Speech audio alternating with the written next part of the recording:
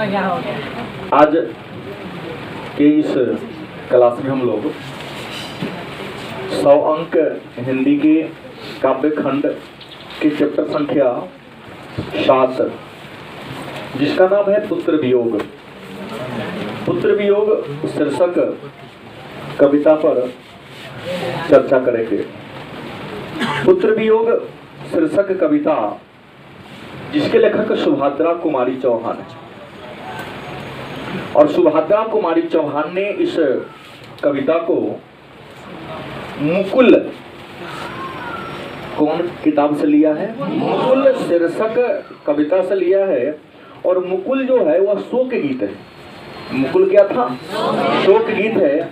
इसका मतलब पुत्र वियोग शोक गीत है, कविता नहीं है। क्या है? गीत है। लेकिन कैसा गीत है? शोक, दुख। दुख में ग्रामीण क्षेत्र में आप जाओगे तो किसी महिला के हस्बैंड पति की मृत्यु हो जाती है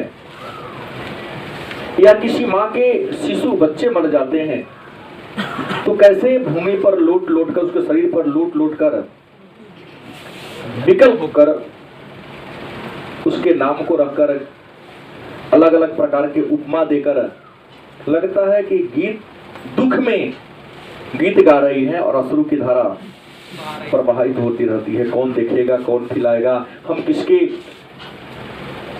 साथ खेलेंगे, नहीं हम मेला किसको घुमाएंगे।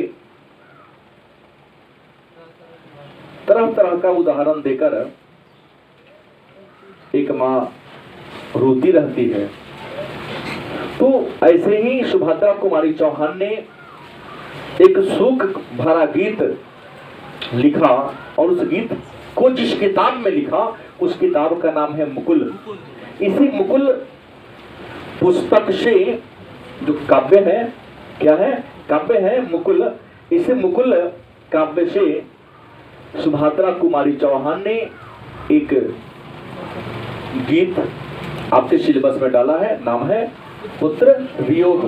पुत्र मतलब बेटा, वियोग मतलब दुख। बेटा के न रहने से, मर जाने से माँ को क्या वियोग होता है, क्या तकलीफ होता है, क्या दुख होता है, दर्द होता है, उसी दर्द के बारे में सुभद्रा कुमारी चौहान ने इस कविता में चर्चा किया है। तो आइए, मैंने कहा शनिवार के दिन का होमवर्क आप लोगों का है कि जयशंकर प्रसाद से लेकर सुभद्रा कुमारी चौहान तक के जीवन चरित्र क्लास में 1 घंटा में सबको लिखना है। सब 2 नंबर का प्रश्न होगा। कैसे लिखोगे, कहाँ लिखोगे, ये तुम्हारी समस्या है। हमने तो सारा पढ़ाया है, सारा का जीवन चरित्र 2 नंबर का होता है।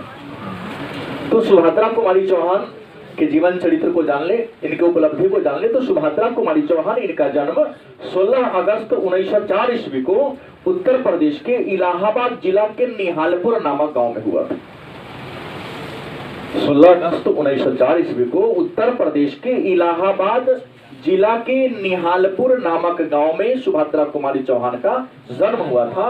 इनकी मृत्यु 15 फरवरी 1948 ईस्वी को बसंत पंचमी माने सरस्वती पूजा के दिन नागपुर से जबलपुर वापस आते समय, मतलब नागपुर महाराष्ट्र में पड़ता है और जबलपुर मध्य प्रदेश में पड़ता है, वहां से वापस आ रही थी तो कार दुर्घटना में इनकी क्या होती है? मृत्यु हो जाती है। इनके माता का नाम धीराज कुंवर। माता का नाम क्या था? धीराज कुंवर इनकी माता का नाम था। और इनके पिता का नाम था ठाकुर रामनाथ सिंह। पिता का नाम क्या था? ठाकुर रामनाथ सिंह।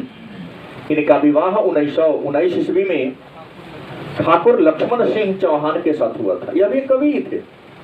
इनका विवाह 1919 में ठाकुर लक्ष्मण सिंह चौहान के साथ हुआ था।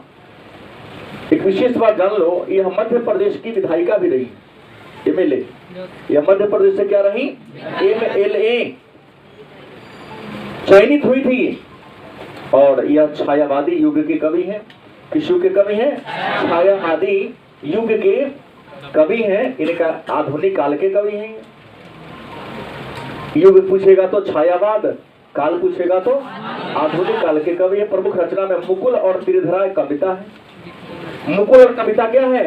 काव्य हमारे कविता संग्रह है।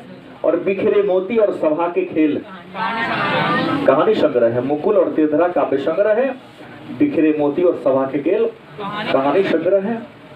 और भी बचपन में पढ़ा था इतिहास में, हमने सिपाही विद्रोह में पढ़ाया था, झांसी की रानी शीर्षक वाला वही कविता है। सिंहासन हिल उठे राजवंशों की, भ्रुकुटी तानी थी, गुमी हुई आजादी की कीमत सबने पहचानी थी, दूर फिरंगी को करने को सबने मन में ठानी थी। चमक उठी सन 57 में वह तलवार पुरानी थी, बुंदले हर बोलो के मुँह से हमने सुनी कहानी थी, खूब लड़ी मर्दानी वह तो।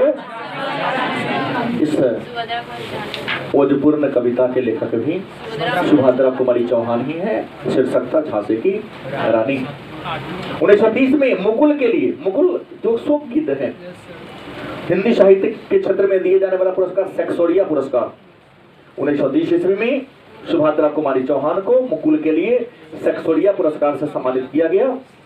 और एक विशेष बात, यह एक समाज सेवी, एक लेखिका, एक राजनीतिज्ञ, एक स्वतंत्रता सेनानी थी। 1930 ईस्वी में महात्मा गांधी के साथ असहयोग आंदोलन में इन्होंने हिस्सा लिया था और जेल की यात्रा भी किया था।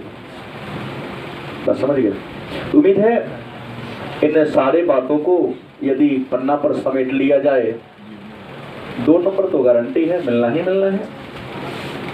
तो आइए आज एक गीत को पढ़ते हैं। इस गीत के लेखक सुभद्रा कुमारी चौहान है। यह गीत का नाम शीर्षक है पुत्र वियोग, और इस पुत्र वियोग गीत को मुकुल नामक कविता संग्रह से लिया गया है। और पुत्र वियोग जो गीत है, यह शोक गीत का उदाहरण है। इस पाठ के किसी भी कविता का अर्थ यदि आपसे पूछे तो कविता के अर्थ को किसी 10 को पद दिया हुआ है, किताब खोल के आप देख सकते हैं कितने पद हैं, 10 में से किसी भी पद को यदि लिखने के लिए कहें तो सबसे पहले एक बात आपको लिखना पड़ेगा।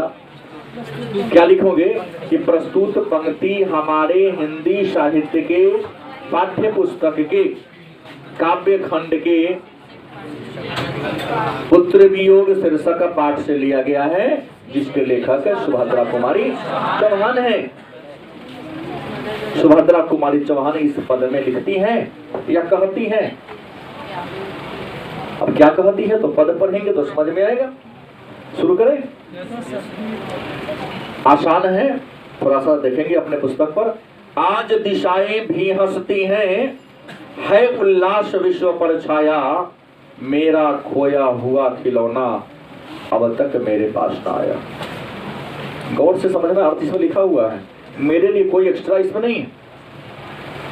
आम बोलचाल की भाषा में लिखा है इन्होंने कि आज दिशाएं भी हंसती हैं, है उल्लास विश्व पर छाया, मेरा खोया हुआ खिलौना अब तक मेरे पास ना आया। कवित्री सुभद्रा कुमारी चौहान लिखती हैं यहाँ पर, क्या कहती हैं कि आज सभी दिशाएं हंस रही हैं, खुशी है उल्लास विश्व पर छाया, संपूर्ण विश्व में खुशी का माहौल है, खुशी का वातावरण है, मेरा खोया हुआ खिलौना अब तक मेरे पास ना आया। यहाँ कवित्री का खिलौना उसका बेटा है। कवित्री का खिलौना क्या है? उसका बेटा है। कवित्री कहते हैं मेरा खोया हुआ खिलौना, मतलब मेरा बेटा जो खो गया है, जो मर गया है, वो अभी तक वापस मेरे पास नहीं आया है। उम्मीद है आप लोगों से लिखा जाएगा इसका मतलब। दूसरा पद है, शीत न लग जाए इस भय से, अल्प विराम है, शीत न लग जाए, थोड़ा सा रुकना है, कुछ सेकंड रुकना है, इस भय से नहीं गोद में जिसे उतारा, नहीं गोद से जिसे उतारा, छोड़ काम दौड़ कर आई, माँ कह कर जिस समय पुकारा। कवित्री लिखती हैं, सुभद्रा कुमारी चौहान कहती हैं कि शीत न लग जाए, माने ठंडी न लग जाए, यह सोचकर अपने पुत्र को गोद से नहीं उतारा। कि गोद से उतारेंगे ठंडी लग जाएगी, निमोनिया जैसे कई प्रकार के घातक चमकी जो कई प्रकार की बीमारियां होती है, जो ठंडी के कारण उत्पन्न होता हो, बीमारी लग जाएगी। वो लिखता है कि शीत न लग जाए, कहीं ठंडा न लग जाए, यह सोचकर कवित्री ने अपने पुत्र को, एक माता अपने पुत्र को, छोटे बच्चे को गोद से नहीं उतारती। छोड़ काम दौड़ कर आई, माँ कहकर जिस समय से मारा। कवित्री कहती है हम माँ किसी भी काम में व्यस्त हो, नहा रही हो, खा रही हो, साधना में बैठी हो, एक बार बच्चा माँ कह देता सब काम को छोड़कर, जो काम वही है छोड़कर भागी भागी चलाते, क्या हुआ, किसी कीड़ा ने तो नहीं काट लिया, कहीं चौकी से गिर तो नहीं गया। ये भी पद आसान है, लिख सकते हैं, भावनात्मक रूप से जुड़ेंगे तो समझ में आएगा, नहीं तो सीताराम। तीसरा पद है थपकी दे दे जिसे सुलाया,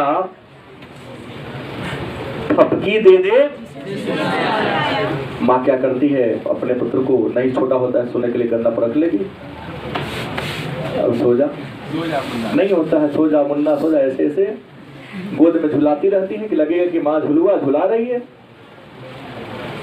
मीरा ने तो लिखा ना कि जसोदा माता भगवान कृष्ण को सुलाने के लिए कैसे गीत गाती थी कि जसोदा हरि पालन झुलावे, फलरावे दुलरावे, जो सोई गावे, जसोदा हरि पालन घुमावे। छोटा बच्चा होता है, नहीं सोता है, माँ क्या करती है, गोद में रखती है, लोरी गाती, लोरी के प्रकार का गीत बच्चों को सुलाने के लिए माँ जो गीत गाती है उसी को लोरी कहते हैं। लोरी मतलब एक प्रकार का गीत। यह गीत माँ अपने पुत्र को नींद में लाने के लिए गाती। वही कहता है कि थपकी दे दे जिसे सुलाया, जिसके लिए लोरिया गाई, जिसके मुख पर जरा मलिनता देख आंख में रात बिताई। कवित्री कहती है कि माँ अपने पुत्र को सुलाने के लिए क्या थपकी देती है, पीठ को सहलाती है, थपथपाती है, हिलाती है, फिर भी नहीं सोता है।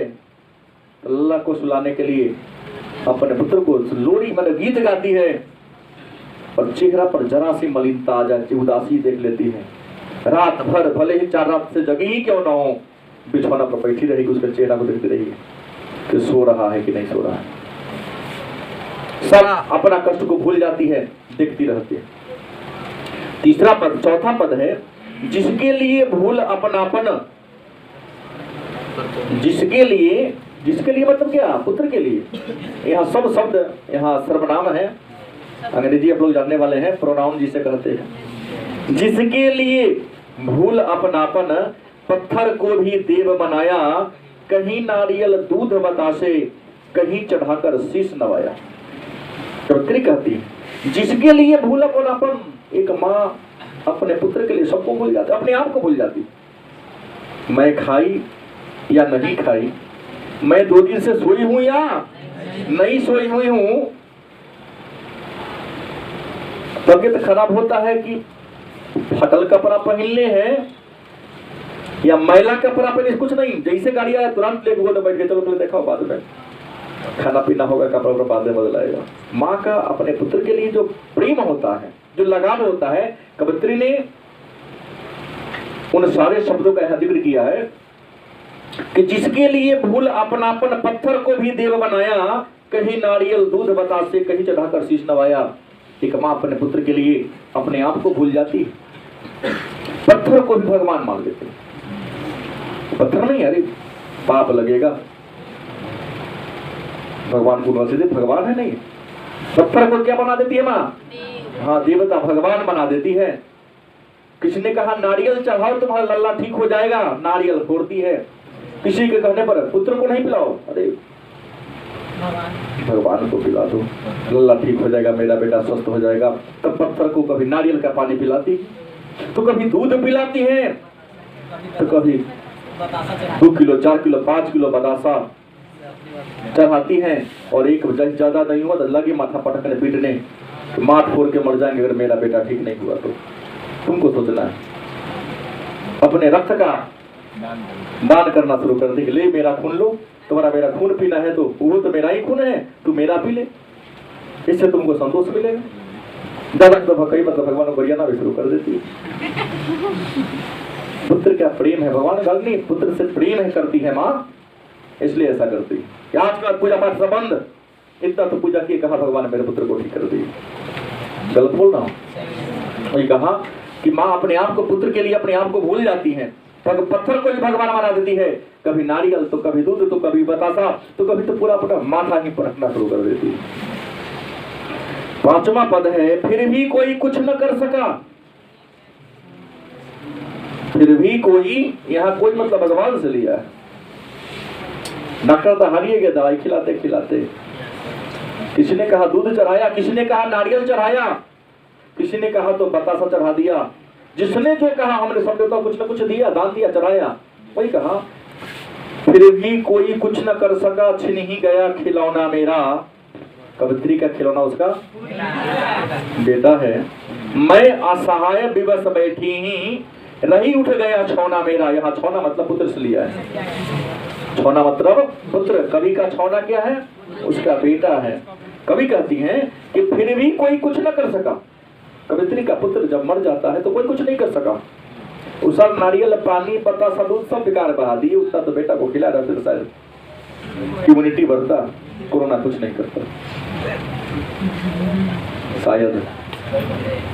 लिखने का मतलब तो वही है कि हमने सबको सब कुछ माना, लेकिन किसी ने कुछ नहीं किया। वही कहता फिर भी कोई कुछ न कर सका, छिन ही गया खिलौना मेरा।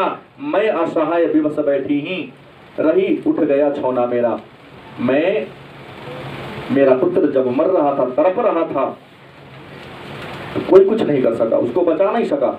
मैं असहाय विवश बैठी की बैठी रह गई, पर मेरा छौना मतलब मेरा खिलौना, मेरा बेटा छिन गया, मतलब क्या हो गया? मर गया।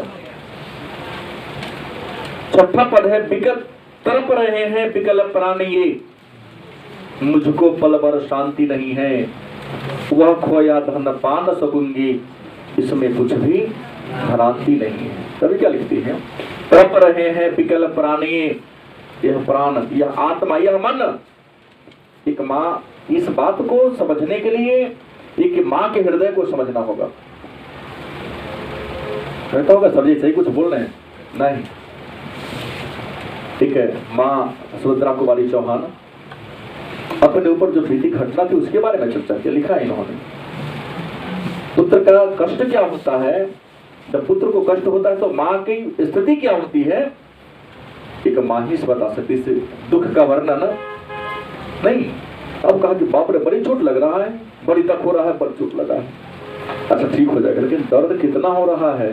अब इसके लिए तो जहाँ चोट उसको तुमको एक गीता मार के छुड़ना पड़ेगा। अब देखो जो पीछे जिसे दुख का एहसास हुआ है वही सामने वाले उस दर्द को समझता है।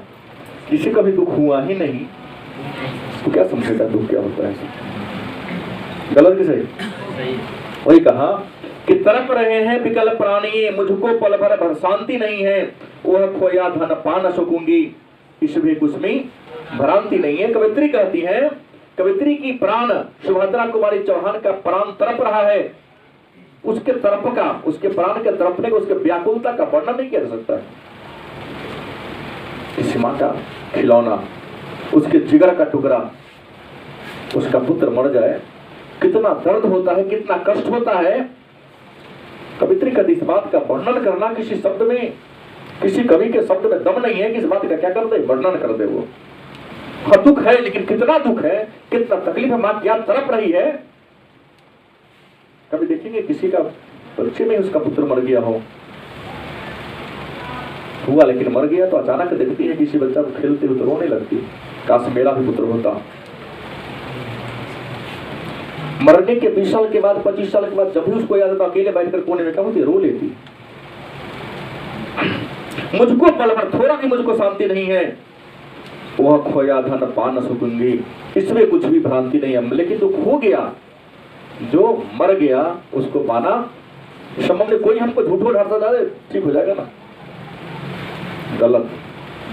जो मर गया तो बुलाना संभव कभी अपने का नहीं, भ्रांति नहीं है, कोई संशय नहीं हुआ जाएगा।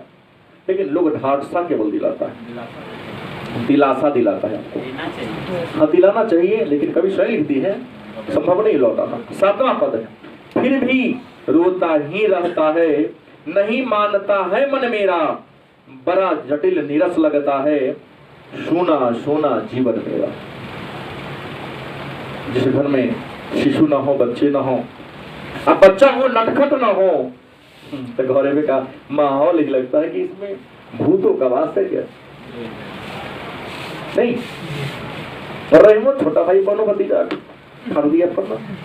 गुस्सा तो नहीं था पर लेकिन अल्लाह चलो अच्छा है, थोड़ा शांति को भंग किया, घर में चंचलता का माहौल छा गया। टीवी देख रहे हैं, टीवी देख आया, रिमोट रख रहे, तुरंत कार्टून लगा दिया, चलो चल कोई दिक्कत नहीं। गलत कि सही? और फिर भारत पाकिस्तान के मैच चले, भारत बांग्लादेश में, सुकून से क्या मतलब है? तो देख रहे हैं मोटू पतलू चल रहा है कि नहीं चल रहा है, ध्यान भंग करता है वो। मोबाइल चला रहे आएगा टिप देगा। अब तो किसी को डाइजेशन कर रहा है कि बिजली बिल भर रहा है, कुछ सीरियस न्यूज पढ़ रहा है, उसको उससे क्या मतलब है? उसको तो अपनी चंचलता से सबके मन को मस्त करना है। कभी कहती हैं कि फिर भी रोता ही रहता है, नहीं मानता है मन मेरा, बड़ा जटिल नीरस लगता है, सोना सोना जीवन मेरा। कवित्री कहते हैं मेरा मन हमेशा रोता रहता है। पुत्र के न रहने पर जीवन में निराशा, सोनापन आ गई है। क्या इतने बड़े हो गए हैं, जिसका घर थोड़ा यहाँ से दूर होगा, शनिवार को जाता होगा पापड़ी प्रश्न पे, बउआ आवे वाला है, क्या सुअर पूरी बनता होगा, तरुआ बनता होगा इतवार के दिन।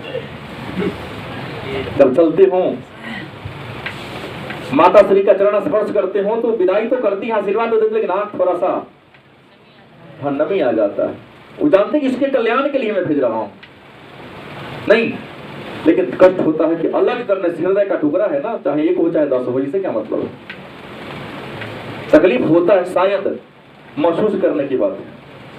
वही कहता जीवन सुना सुना है मेरा। 8वां पद है, यह लगता है एक बार यदि, कवित्री कहती है यह लगता है एक बार यदि पल भर को उसको पा जाती, जिसे लगा प्यार से सर सहला सहला उसको समझाती। कभी को लगता मुझे लगता है एक बार पुत्र मर गया है, लेकिन मां का प्राण कैसे विकल है, मन में सोचती है, सपने देखती है, महसूस करती है कि एक बार आता, मां कह देता तो हम प्यार से उसको गले लगा लेते, सहला के गोद में सुलाते, समझाते उसको क्या तकलीफ था, बड़ी प्यार से, अरे अब नहीं मारेंगे तुमको, अब मत जाओ करके। अम्मा का उसी का आधा लाइन है कि मेरे भैया मेरे बेटे, अब माँ को यह यूं छोड़ न जाना, बड़ा कठिन है बेटा खोकर माँ को अपना मन समझाना। कवित्री कहती है मेरे भैया मेरे बेटा। माँ अपने पुत्र के लिए कभी भैया शब्द का प्रयोग करती है, बेटा शब्द का प्रयोग करती है। कहते कि माँ को यूं छोड़ न जाना, अपने माँ को इस तरह छोड़ के अब मत जाना, क्योंकि बड़ा कठिन है। धन चल जाए, घर में आग लग जाए, जल जाए, डकैत या डकैत लूट लेके चल जाए, कोई कष्ट नहीं है, फिर कमा लेंगे। चलो सही, वही कहता है कि मेरे भैया मेरे बेटे, माँ को यूं अब छोड़ न जाना, बड़ा कठिन है बेटा खोकर माँ को अपना मन समझाना। मतलब जिस माँ का पुत्र मर गया हो उसके माँ को समझाना बहुत कठिन है। शायद परमात्मा भी आए उसके हृदय को शांति नहीं दे सकते हैं।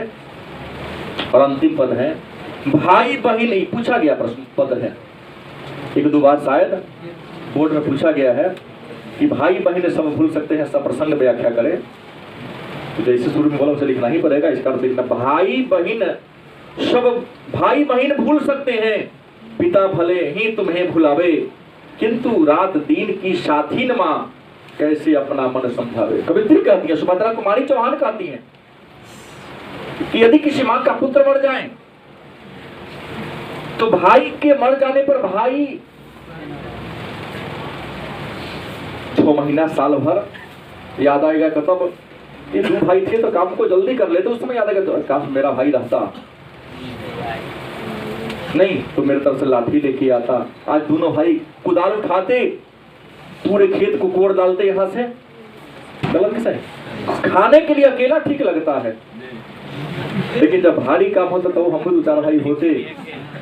हाँ सही, खाने के समय अकेले थोड़ा सुलभा पिताजी वाला हम खा लेते हैं, लेकिन जब काम की बात है तो वो 4 भाई हम भी रहते ना, मिलजुल के 1 घंटा में सारा ही काम कर लेते, किसी को निहोरा नहीं करना पड़ता। बात सही बोला। पिताजी की संपत्ति लेने में अकेला ठीक लगता है, पूरा रसगुल्ला खाने के समय कहां अकेले भाई होते ही तो बेकार आज तो मम्मी को पुटिया लेके सोरी पटानी लिए थे, कहाँ से आ गया छोटका हमको। हाँ 4 गो। लेकिन जब काम का बोझ आता है, जब किसी समस्या में पड़ते हैं, किसी को कहने जाते हैं, आपको साथ नहीं देता यादव का हम भी 4 भाई होते हैं, किसी को कहने की जरूरत नहीं हो। तो ये कहता भाई बहन भूल सकते हैं, भाई भूल जाता है भाई को, बहन एक दिन तो साल में याद करती है, काश मेरा भी भाई होता था, उसने कलाई पर राखी बांधती। एक दिन हाँ बहन का बेटा बेटी का बिया हो, हिंदू में त्योहार होता है इमली घोटाना, कोई सब कह रहे तुरंत नैहर से कोई नहीं आया, तो उसको कष्ट होता है कि काश मेरा भी भाई होता, तो कुछ लेके आता। कभी दशहरा के अवसर पर, तो कभी तीज के अवसर पर, तो कभी मकर संक्रांति में, अलग अलग त्योहार जब भी होता तो बहन के लिए कपड़ा, कुछ रुपया लेके आता, कुछ लेके आया ना, ऐसे ही घूमते फिर दिया जाता। कहा था बहन क्या घूमने जा रहे, लेकिन कहते कभी कि नहीं भाई भी भूल सकता है, भाई को भूल जाता है, बहन भी भाई को भूल जाता है। एक समय आता है भले पिता भले ही तुम्हें बुलावे, बाप भी भूल जाता है, पुत्र मर जाए हैं तो पिता भी क्या होते हैं, भूल जाते हैं। किंतु रात दिन की साथिन, माँ तो रात दिन की 9 महीना पेट में पाली, गर्भ से बाहर निकला 270 दिन के बाद, 9 महीने के बाद जब गर्भ से बाहर निकला, जैसे चमड़ी, बिल्ली गांव घर में अभी बिल्ली ठंडी के बिना बच्चा देती है, कोठी के दोग में, कभी जहां देखा कि हलचल बाहर रखना, चोंच मुंह में दबा दी बच्चा को, यहाँ से छुपा घूमते भागती फिरती रहती है। कंगारू ऑस्ट्रेलिया का राष्ट्रीय पशु, बच्चा छोटा होता अपने पेट की ठोकरी बना होता है फूल, उसमें छुपा लेता है, बंदर विष डाल तो अपने को चिपका लेता, तब छरपता है, कहीं कोई पकड़ के क्षति न पहुंचा दे। वैसे ही छोटा बच्चा को माँ अपना चमड़ी के समान, चमड़ा जैसे देह में चिपका हुआ है, एक माँ भी अपने पुत्र को ऐसे ही चिपका के रखती है। किंतु रात दिन की साथी, माँ तो रात दिन की साथी होती है, तो कैसे अपना मन समझावे, क्योंकि बचपन से कम 7 साल तक तो सोते जगते उठते बैठते खाते सब समय माँ ही साथ है, तो माँ को बड़ा कठिन है भूल पाना अपने पुत्र को। ये रहा सुभद्रा कुमार चौहान रचित मुकुल शीर्षक कविता शोकगीत पुत्र वियोग।